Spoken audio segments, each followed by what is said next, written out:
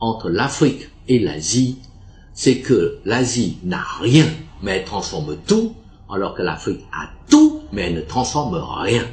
Eh bien, ce constat reste toujours d'actualité, malheureusement. La Malaisie a la même superficie, la même population, le même climat et les mêmes ressources que la Côte d'Ivoire, c'est-à-dire le cacao, l'EVA et le pétrole. Et son premier ministre, le docteur Mahathir, surnommé Docteur M ou Docteur Miracle, a fait de la transformation son credo, sa priorité. Ainsi, la Malaisie transforme automatiquement toutes ses matières premières.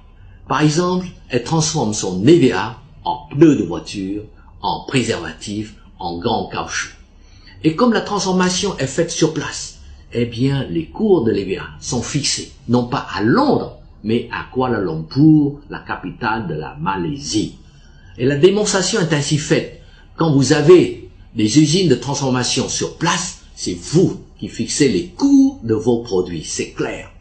Et sur cette lancée, la Malaisie a bâti, avec son pétrole, une société pétrolière dénommée Petronas, qui est considérée comme l'un des nouveaux géants de l'or noir. Et vous voyez par vous-même les images de la Malaisie, c'est un paradis qui a permis à la Malaisie d'attirer 12 millions de touristes en 2004 et qui lui a rapporté 6 000 milliards de recettes en devises, soit 4 fois le budget national de la Côte d'Ivoire.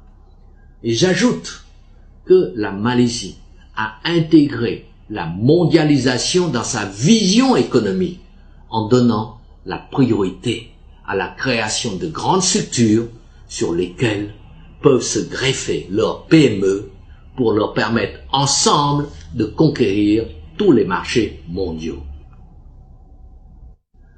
Comme les autres dragons, la Malaisie sait que sans les grandes structures, aucune PME ne peut conquérir à elle seule les marchés mondiaux.